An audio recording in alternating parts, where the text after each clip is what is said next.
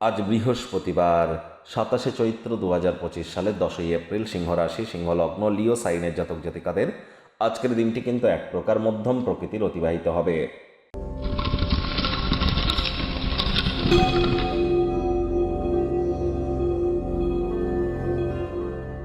ভিডিওটির শুরুতেই আপনাদের সকলকে রাজযোগ চ্যানেলের তরফ থেকে মহাবীর জয়ন্তীর হার্দিক শুভেচ্ছা ও অভিনন্দন রইল।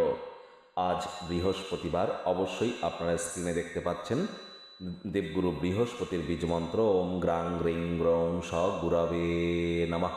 এটি আজ আপনারা 108 বার জপ করুন না, অত্যন্ত উপকৃত হবেন। হলুদ রঙের বস্ত্র পরিধান করুন এবং চেষ্টা করুন যতটা সম্ভব যোগব্যায়াম, ধ্যান, প্রাণায়ামের সাহায্য নেওয়া যায়।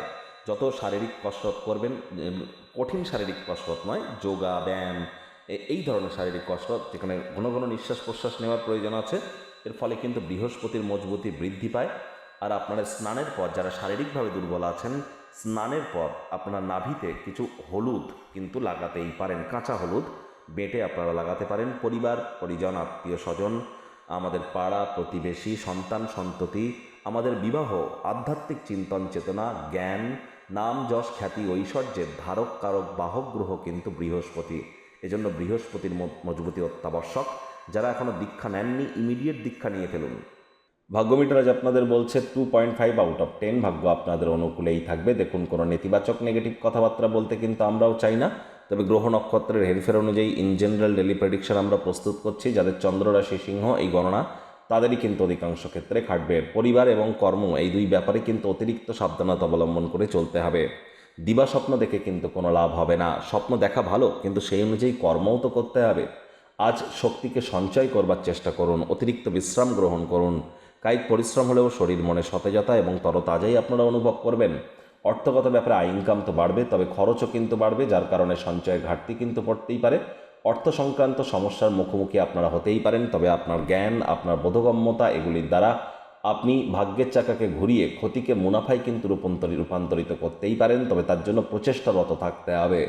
চাকরিজীবী যারা আছেন, অফিসে কম কথা বলে কাজ বেশি করুন, মনের থেকে মস্তিষ্ককে বেশি দাম দিন। কোনো প্রকার অফিস পলিটিক্স বা গসিপিংয়ের অংশ যেন হবেন না, বসের কিন্তু কুনজরে পড়ে যেতে পারেন। রাজনীতিবিদ যারা আছেন, জনসংযোগ বৃদ্ধি করুন, কঠোর কায়িক পরিশ্রমের কোনো বিকল্পই কিন্তু নেই। শিক্ষার্থী বিদ্যার্থীদের পড়াশোনায় মনোযোগ আরও বৃদ্ধি করতে হবে উচ্চশিক্ষার জন্য। যারা বিদেশ যাত্রার কথা ভাবছিলেন, ভাগ্যদেবী আজ আপনাদের পক্ষে নেই। সন্তান সন্ততি থেকে থাকলে তাদের দিকে কঠোর সজাগ দৃষ্টি বজায় রাখুন। হাউসওয়াইফ যারা আছেন, দিনের শুরুটা তাড়াতাড়ি করুন। প্রেমিক প্রেমিকা, স্বামী স্ত্রী, না ভাব ভালোবাসা রোম্যান্স, না তর্ক বিতর্ক অশান্তি, কোনোটাতেই বাড়াবাড়ি যেন করবেন না। অন্যান্য দিনের ন্যায় আজকের দিনটিকে সাধারণ হিসাবে ট্রিট করবার আপ্রাণ প্রচেষ্টা আপনাদেরকে করতে হবে। পরিবার পরিজন, নিকটস্থানীয় ব্যক্তিবর্গদের উপরে জোর করে নিজের মতামতকে জাহির করলেই ক্ষতি। পরিবারের সদস্যরা সহায়ক হলে অত্যন্ত দাবিদার হতে চলেছে।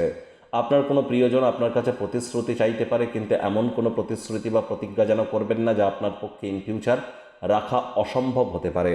সতর্কতা অবলম্বন করে পদক্ষেপ গ্রহণ করুন। যতক্ষণ না পর্যন্ত আশ্বস্ত না হচ্ছেন, কোনো কর্মে নিজের পদক্ষেপ করা থেকে বিরত থাকাটাই আপনাদের ক্ষেত্রে শ্রেয়।